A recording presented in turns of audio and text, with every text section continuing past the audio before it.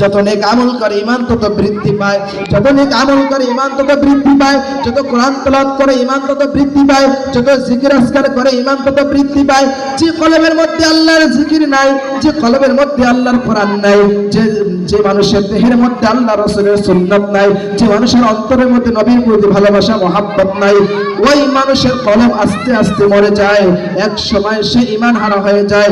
শয়তান সব সময় তাকে ধোঁকা দিতে থাকে, একটা পর্যায়ে গিয়ে সে ঈমান হারা হয়ে যায়। এজন্য হাদিসের মধ্যে আসছে, আল্লাহর নবী বলেন, এমন এক জামান আসবে যে সময় মানুষ সকাল বেলা ঈমানদার, বিকাল বেলা কাফের, আবার বিকাল বেলা ঈমানদার, সকাল বেলা কাফের। এই হালতে মানুষ থাকে।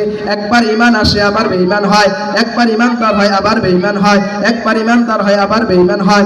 অর্থাৎ এই অবস্থার মধ্যে যখন মানুষ থাকে, কোন সময় তার মৃত্যু হয় সেটাও সে বলতে পারবে না।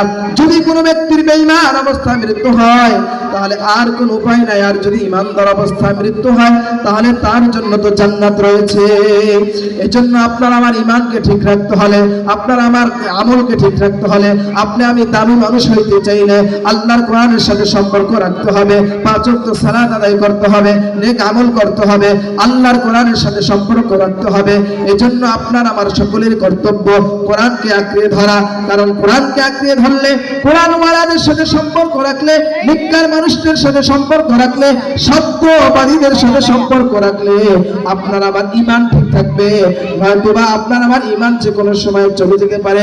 মানুষ যখন দুনিয়ার দিকে আকৃষ্ট হয়, দুনিয়ার পিছু যখন ছোটে, ওই মানুষের ঈমান কিন্তু আস্তে আস্তে চলে যায়। কারণ হলো দুনিয়া মানুষকে শুধু লোভ আর লোভ দেখায়। দুনিয়ার চাকচিক্য মানুষকে আল্লাহকে ভুলিয়ে দেয়, দুনিয়ার চাকচিক্য কোরআনকে ভুলিয়ে দেয়, দুনিয়ার চাকচিক্য একজন মানুষ আল্লাহর কোরআন থেকে দূরে সরিয়ে দেয়। এই জন্য আপনার আমার প্রত্যেকের কর্তব্য যেন আমাদের ঈমানটা ঠিক থাকে, আমরা যেন কোরআনওয়ালা থাকি, আমরা যেন কোরআনের সাথে সম্পর্ক রাখি। আমরা পারবো ইনশাআল্লাহ। আমাদের সকলকে আল্লাহ তাআলা তৌফিক দান করুন। আল্লাহ তাআলা এই মাদ্রাসাকে কবুল করুন। আল্লাহ তাআলা দিন এই মাদ্রাসার উন্নতি আর তারাক্কি দান করুন। পাশাপাশি আমরা যারা কোরআনের সাথে সম্পর্ক রাখবো, আমরা যারা আল্লাহ রাসূলের সুন্নতের সাথে সম্পর্ক রাখবো, এর দ্বারা রাসূলের সুন্নতের মর্যাদা বাড়লো না, আমারই মর্যাদা বাড়লো।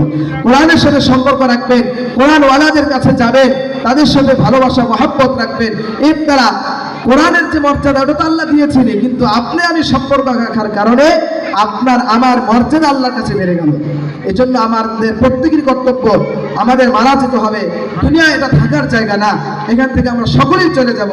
আমাদের বাবারা চলে গেছেন, আমাদের দাদারা চলে গেছেন, পথ দাদারা চলে গেছেন, আমাদের থেকে কম বয়সী অনেক মানুষ চলে গেছেন, কিন্তু আমরাও চলে যাব।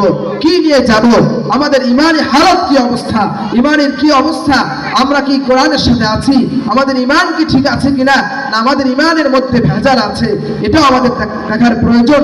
কারণ কোন মানুষ যদি পরিপূর্ণ ইমানদার না হয় আল্লাহর কাছে যায়, ওই মানুষের দাম আল্লাহর কাছে থাকে না, ওই মানুষের সম্মান আল্লাহর কাছে থাকে না। এই জন্য আপনাকে আমাকে প্রত্যেক মানুষকে সবসময় চিন্তা করতে হবে, আল্লাহ আমার ইমানটা যেন ঠিক থাকে, আমি যেন কোরআনওয়ালা, নেককার, পরহেজগার, দিনদার, মুত্তাকি মানুষের সাথে যেন আমার সম্পর্কটা থাকে। আমার সম্পর্ক যেন কখনই কোরআন থেকে দূরে না থাকে, হাদিস থেকে দূরে না থাকে, নেককার মানুষদের সোহবত থেকে দূরে না থাকে। আমার সম্পর্ক যেন সবসময় কোরআনওয়ালাদের সাথে হয়, কোরআনওয়ালাদের সাথে হয়। আমার সম্পর্ক যেন নামাজি মানুষের সাথে হয়, আপনার আমার বন্ধু যেন নামাজি মানুষ হয়। সেজন্য আপনাকে আমাকে সকলকে সবসময় চেষ্টা করতে হবে। আল্লাহ তাআলা আমাদের সকলকে কবুল করুন, আমিন। ওয়া আখিরু দাওয়ানা আলহামদুলিল্লাহি রাব্বিল আলামিন। আসসালামু আলাইকুম ওয়া রাহমাতুল্লাহ। আমরা সকলে নামাজের জন্য প্রস্তুতি গ্রহণ করি।